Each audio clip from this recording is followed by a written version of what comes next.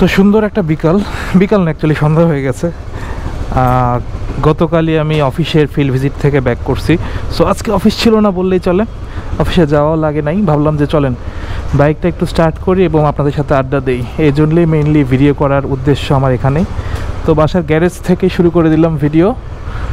আর আজকে আড্ডা হবে শুধুমাত্র বিভিন্ন ক্যাজুয়াল কথাবার্তা, তেমন কোনো টপিক নাই, টপিক ছাড়া ভিডিও।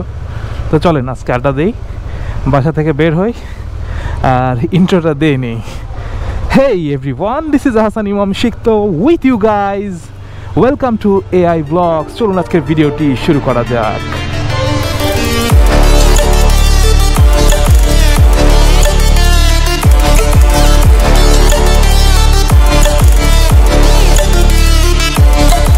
আজকে মেইনলি ফেরত আসছি আমি অফিস ট্রিপ শেষ করার পরে। আর একটা জিনিস আমার কিন্তু মাথায় অবাক করেছে আসার পরে, মানে মাথায় কাজ করছে, ব্যাপারটা হচ্ছে যে এই আপনার ঢাকার ওয়েদার এবং বাইরে ওয়েদার স্পেশালি সম্পূর্ণই ডিফারেন্ট। তো ঢাকার যে ওয়েদারটা সেটা কিন্তু আমার কাছে এসে মনে হচ্ছে যে ঠান্ডা নাই, একদমই ঠান্ডা নাই। বাট আমার কাছে যেটা দেখছিলাম যে সিলেটে আমি গেছিলাম মৌলভীবাজারে, তো ওখানে যথেষ্ট ঠান্ডা। তো মৌলভীবাজারে ফিল্ড ভিজিটে যাওয়ার জন্য অফিসের কাজের পরে আমি যেটা করেছিলাম, শ্রীমঙ্গলে গেছি। 2 দিন আমি শ্রীমঙ্গলে গেছি। শ্রীমঙ্গল জায়গাটা যথেষ্ট সুন্দর। আমার উচিত ছিল বাইক নিয়ে যাওয়ার, বাট অফিসিয়াল ভিজিট যেহেতু সবসময় আসলে বাইক নিয়ে যাওয়া যায় না, টিমের সাথে যেতে হয় অফিসের গাড়িতে করে। তো এই জন্য আসলে আপনাদেরকে ভিডিওতে আনা সম্ভব হয় নাই বা প্লেসগুলো দেখানো সম্ভব হয় নাই। আমি কিছু অংশ এই ভিডিওতে অ্যাড করে দিব ওখানকার ভিজিটের। খুব সুন্দর একটা জায়গা আছে ওখানে, সবাই আপনারা গেছেন হয়তো বা জানেন, না গিয়ে থাকলেও। সেটা হচ্ছে লাওয়াছড়া ফরেস্ট। লাওয়াছড়া বনটা যথেষ্ট সুন্দর। যারা গাছপালা পছন্দ করেন, তেমন কিছুই নেই, বাট অনেক কিছুই আছে, অনেক পশু পাখি। ভেতরে ঢুকলেই প্রথমে দেখবেন বান্দরগুলো নাচানাচি করছে। অনেক ধরনের, অনেক জাতের, অনেক পুরাতন কিছু ট্রিজ ওখানে রয়েছে। তো যারা গাছ পছন্দ করেন, বন এবং জঙ্গল, সহজ কথা গভীর অরণ্য পছন্দ করেন, তাদের জন্য কিন্তু আপনার আমার মনে হয় যে লাওয়াছড়া ফরেস্টটা একদম মাস্ট টু ভিজিট একটা প্লেস। আর আরেকটা ব্যাপার হচ্ছে যে মৌলভীবাজারে যে কথা যেটা বলছিলাম, যে ওখান থেকে যখন আমি শ্রীমঙ্গল যাচ্ছিলাম, স্পেশালি এই সময়টাই সন্ধ্যা হয়ে যাচ্ছে, ইভেন রাত্রে ফেরার সময়ও এত বেশি ঠান্ডা ভাই, মানে তুলনা করা যায় না। তো আমি ভুল করি আসলে শীতের কাপড় ছাড়া, এখনও দেখতে পাচ্ছেন আমি হাফাতা একটা গেঞ্জি পরে আসলে বের হয়ে গিয়েছি। আমি কিন্তু আসলে দেখছেন আমার সামনে কিন্তু একটা মেয়াও। আপনারা কারা মেয়াও পছন্দ করেন? সামনের ওই মহিলার ব্যাগে সুন্দর একটা মেয়াও, আমার খুব পছন্দের, আমার বাসায়ও আছে। আমার মানে আমি এত আদর করে পালি আমার ক্যাটটাকে, স্মোকি নাম। আমার ছেলের থেকে কোনো অংশই কম না, এতটা বেশি স্নেহ ভালোবাসা থাকে ওর জন্য, স্মোকির জন্য। তো যেটা বলছিলাম, ওখানকার টেম্পারেচার ডিফারেন্স এবং এখানকার টেম্পারেচার ডিফারেন্স কিন্তু টোটালি অনেক পার্থক্য, হিউজ ডিফারেন্স আছে ওখানে। তো আর এই যে রাস্তাটা, আগারগাঁয়ের রাস্তাটা, এই রাস্তাটাতে আমার কিন্তু ডেইলি যাওয়া আসা করা লাগে। আজকে বৃহস্পতিবার, কালকে off day, holiday, Friday, Saturday. But এই রাস্তাটা খুবই কমন আমার জন্য। এই রাস্তা দিয়ে আমি রেগুলারলি অফিসে যাতায়াত করি।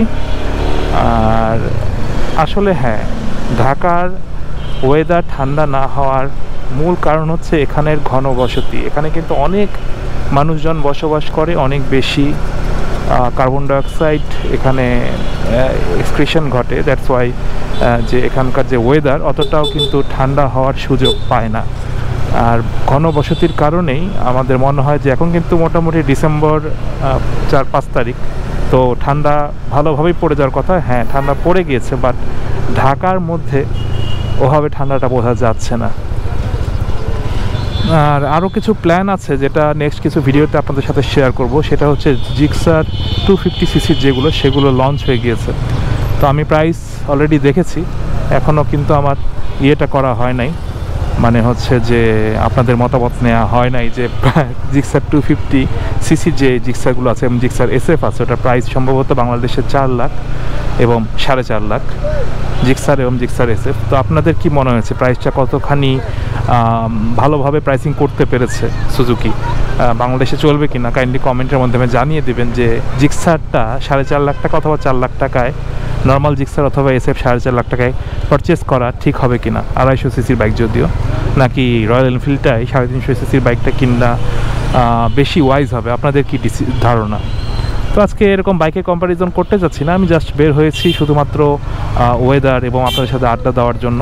তো আমি জাস্ট শেয়ার করলাম যে আগামী যেই ব্যাপারগুলো আছে, আগামী দিনের যে প্ল্যানগুলো আছে তার মধ্যে এটা একটা বড় ব্যাপার, যেহেতু বেশ কিছু বাইক বাংলাদেশের মার্কেটে ঢুকছে। একটা হচ্ছে আপনার জিক্সার ঢুকে গিয়েছে, CF মোটরসে যেটা কিছু হায়ার সিসির বাইক কিন্তু ঢুকে গিয়েছে বা ঢুকছে, এরকম একটা ব্যাপার। ওগুলো আমি ইনশাআল্লাহ শোরুমে গিয়ে দেখার চেষ্টা করব কীরকম কী অবস্থা।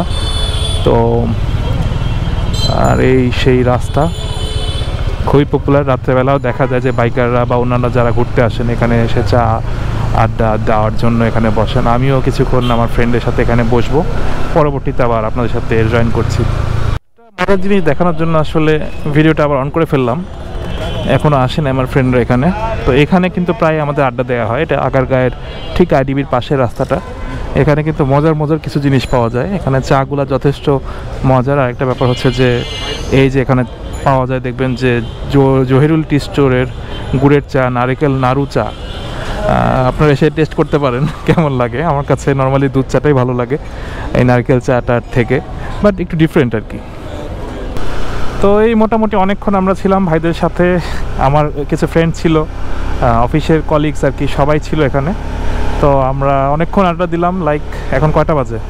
7:15 আসছিলাম 5:30টার দিকে, 1.5 ঘন্টা অলমোস্ট হয়ে গিয়েছে। তো এই রাস্তাটা আমার পরিচিত, যেটা বলছিলাম। আর সন্ধ্যার পরে যেটা হচ্ছে যে একটা বিপদ হয়ে গেছে, তা হচ্ছে একটু ঠান্ডা লাগছে বাইক রাইড করলে যেটা হয়। তো একটু ঠান্ডা ফিল হচ্ছে, কারণ হচ্ছে ঠান্ডা পড়ে গেছে, যতই হোক ঢাকা, বাট ঠান্ডাটা তো পড়েছে, ডিসেম্বর মাস চলছে। আর আজকের ভিডিওতে যদি কোনো কিছু ভালো লেগে থাকে কাইন্ডলি একটা লাইক দিয়ে দিবেন, শেয়ার করে দিবেন। ভিডিওটা কিছুই ছিল না, জাস্ট আপনাদের সাথে একটা আড্ডা দেওয়া নিয়ে টপিকটা ছিল। সো ভিউয়ার্স, আজকের ভিডিও এই পর্যন্তই ছিল।